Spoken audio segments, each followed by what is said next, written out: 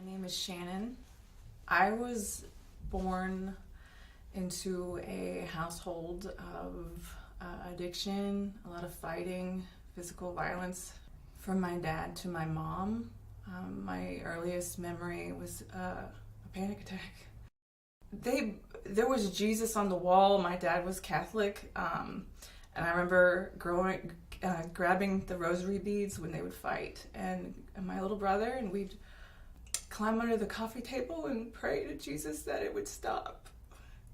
And sometimes it did, and sometimes it didn't. Naturally, that trauma stayed with me into my teenage years, and I started drinking. I started having sex and doing drugs and doing anything I could to numb the pain. I became sexually active at 15 years old. I met an older guy when I was 16 years old, and we began a relationship, and I got pregnant very shortly afterwards. I didn't even really know him that well. One of the first things he said to me is, "You're gonna have an abortion, right?" I didn't know what else to think. I know I couldn't talk to my mom. My mom and I were not on the greatest terms. I was staying with a friend at the time. Her mom was a nurse, and I decided to, it was easier to go ahead and have the abortion.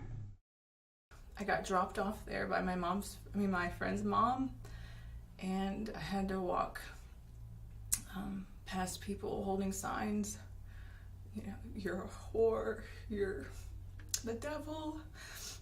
I was all by myself. I was a baby myself, and nobody asked for parental consent. Nobody asked for permission. I don't remember how much it costed, but it was a few $100s.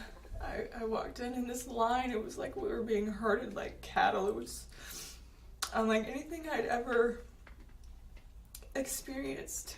And I just kept thinking to myself, just to think about something else. Just think about something else besides why you're here.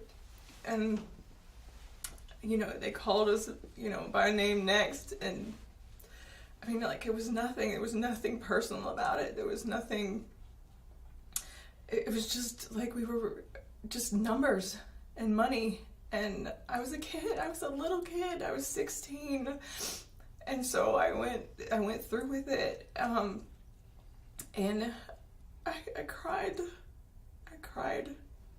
on that table, and it hurt. It physically hurt, it emotionally hurt. Afterwards, they just rounded us up and stuck us in these armchairs waiting for our rides to come. They walked us out wheeled us out the back door so the protesters wouldn't come to the cars. My friend's mom picked me up, and I stayed with her. She took care of me as a nurse, and I thank God for her because she was my only support at that time. I went back to her house and just stayed there and tried to get it out of my head as fast as I could of what I had done.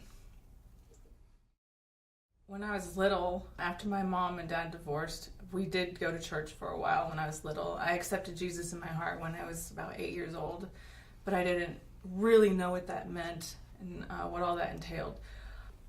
Me wandering and being the prodigal and starting the drugs and alcohol and everything, sex, and I knew that God was real. I had felt him before. I've seen things since I was a kid. I've seen angels, I've seen demons, I've heard his voice, but I walked away from him. I didn't really acknowledge him. And I realized I was mad at him because of everything that I had gone through when I was little. I was a bartender at this point, when I got saved, 2005. I had with the same guy that I had that abortion with. We ended up staying together, and I had 2 children with him. The first one was in 2001. He's my son, and the second one, I was pregnant with her about 1.5 years later, and I had actually made an appointment to get an abortion even after I had my son. And so I was in the waiting room. I was alone again, and he and I were together, but you know, it was a toxic relationship, and protesters were still there, you know, and this was years later. And I remember being in the waiting room with a bunch of girls, and I just remember one of them told a joke, and they all started laughing. They all just started laughing, and I just got so hit with I was just horrified. I'm like, what am I doing? And I got up and ran out of the waiting room, and I went to the house and I told him, I can't do this. We're gonna have this baby. I can't do this. So I had her at the end of in December of 2002. I had postpartum depression afterwards. I had my son and my daughter with him, and then we were still drinking. I didn't drink when I was pregnant, but I drank all the time. So I was bartending. I ended up getting pregnant, not once, but 2 more times, and had not 1, but 2 more abortions after I had both of my living children. It doesn't make sense to me. It was honestly just an easy way out. I had talked myself into thinking it was not a big deal because it was so early in the pregnancy, and I knew it was wrong, and he knew it was wrong. Same. This was the same guy. So all 5 of these pregnancies were with the same person. Shortly after that, in December of 2005, one of my coworkers had visited a place called the Healing Room, and she told them they knew so much about her. They prophesied over her. I didn't know what any of that meant. She said, Jesus is real. I felt him. I know him. And I just started to feel God pulling my heart. We would sit in the parking lot after everything closed, after the restaurant closed, and talk for hours about this Jesus who I had heard so much about and who I knew was real, but I didn't know. So I went with her to the Healing Room, and they read my mail, I guess is the right way to put it. They knew everything about me, that stuff that she had known, nobody knew. And they asked me if I wanted to accept Jesus into my heart, and I knew that I did when I was little, but I didn't know what that really meant. So I said yes. At this point, I was just distraught. You know, I had such a weight that stayed on me all day, every day. I was drinking around the clock. I drank while I was working. I drank while I was in school. I drank while I was taking care of my kids. I told them yes, I needed Jesus. I needed something. I accepted him. The second I prayed and accepted him, I physically felt that weight lift off of me and leave me. I felt freed. It was the most bizarre feeling I had ever experienced to this day. I was just a different person, and I know that people say that, but it's really true. You are not yourself anymore. You are his. And so that day, I left that place a completely different person. I didn't drink immediately. I immediately had stopped drinking. I stayed up at night while my boyfriend, the father of my kids, would go to bed, and the kids would go to bed, and I would just stay up reading the Bible with a flashlight in the room. I wanted to know as much as I could. I went back to the bar, and I was telling all my bartender coworkers about Jesus, and they thought I had joined a cult. They thought I had lost my mind. And I was like, he's real. He's real. He's real. So what had happened was, shortly, I guess it was a few weeks after, I wanted to continue the conversation, so I would go to another bar with them after ours closed, after our restaurant closed. And I hadn't drank at all this time. And the fear had left me. I had had panic attacks my entire life. The fear had gone. And I ended up having a drink while I was telling them about Jesus. I ended up having a drink. And that started that opened that whole alcoholism thing back up again in my life. And that was 2006. And I kind of went wayward again, was sexually active still, and just kind of, I felt him. I knew he was calling me back. But I was like, you've already delivered me once. How could I turn around and start drinking and having sex again and face you again? In 2009, skipping ahead to 2009, this was another 3 years of just, pain in the back, I was on a 3-day binge. My kids were with their dad. Nobody knew where I was. And I was on a bridge, and I was with a friend of mine, a guy friend, and I heard the voices telling me to jump. It'll all be over if you jump. And for a split second, I was going to jump. But then I remembered, and he reminded me. I belong to him. Yes, I was messing up, but I belong to him. And this was not what he wanted for me. And I just felt it, and I knew it. And I was like, take me home. I gotta go home. I gotta go home. And I told my mom. I went home, and I told my mom I was home. And I told her, and I told God, I will never have another drink again. Whatever it takes, God, I'm yours. I will not do this again.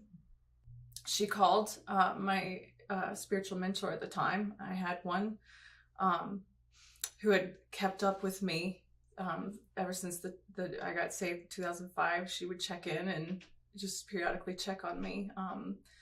And she came over and prayed over me. And that day, that was the first day of no alcohol.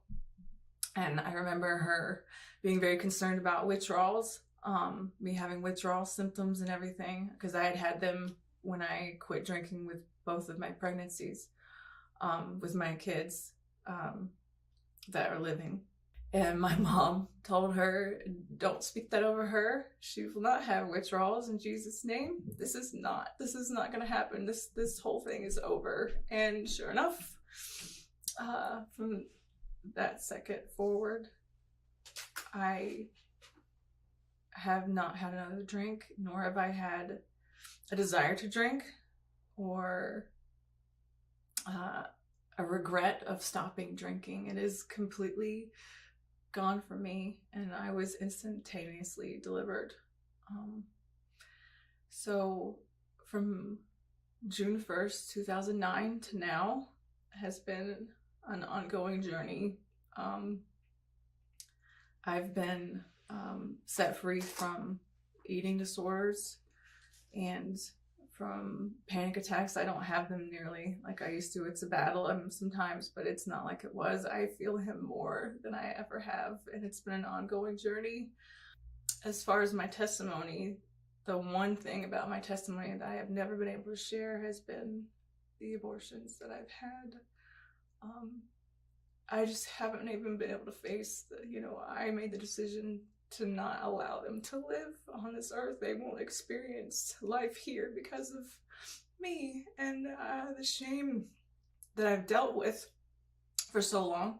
has prevented me from even going there. I mean, even to my church family, who I know loves me, I know Jesus has forgiven me. I know that I have had trouble forgiving myself until very recently, when I was asked to be a part of this Speak Life. I knew that this was God prompting me, and He's saying, it's time to lay it down, to let go of the shame, and to help others with your story who are facing this alone, who do not know me, or who do know me and are still walking in that shame. And be free. It's time to be free. And so that's why I'm here. Very early on, after the first abortion that I had when I was 16 years old, I saw him. I guess it was just a couple years later. It's a boy. And he has red curly hair. His dad has red hair. And I just saw him like run up to me like he would if I was gonna pick him up, you know. And that wrecked me for days. That's the only vision I've seen. I've not seen the other two at all. And I don't know if that's me blocking it or if it's just something I haven't experienced yet and will one day.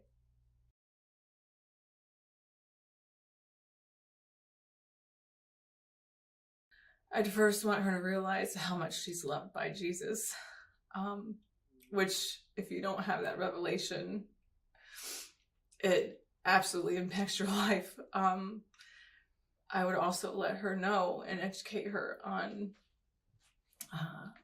what exactly is living inside of her and who that person is and the destiny they have and the heart they have and the life that they have to fulfill and how much better her life will be because of them. And show her that there's hope. There's hope. She's not alone. She's never alone. There are options, you know, practical options for adoption. And God will get you through, you know, whatever you choose to do. But have that baby, because you never know. You never know what that life is going to lead to. That's what I would say. I have not had a romantic relationship since 2009. When I gave up alcohol, I gave up everything. I've not been on a date since 2009. I've not held a man's hand. So as far as anything like regarding this, I don't know if that's one of the reasons is because of the abortions or if it's just I'm waiting on the one, you know, to come. But I've not done anything. I don't know what it's gonna be like when I meet them in heaven. I can't even imagine. I just want to scoop them up in my arms and tell them I'm sorry. I'm sorry that I love them. And I'm sorry. That's it. Out of all this, I've lost a piece of me, 3 pieces of me, first of all. The world has lost 3 human beings that could have done amazing things on this side of heaven. For people on this side of heaven who could have had amazing experiences. My family would be 3 people bigger. You know, our Christmases would be 3 times as happy. We would have 3 more birthdays to celebrate, 3 more people to love. And I took it away. And the pain that comes from that sits within you. I mean, the pain's always going to be there because it's until I'm with them, because it's an emptiness that won't go away until I'm with them. And if anybody's contemplating it, I ask that you truly stop and seek God and just ask him to show you and give you revelation of what it is that you're thinking about doing and what it means to you and to your soul and to him and to this world. You know, it takes one person to change the world, It takes one person. And I took away three.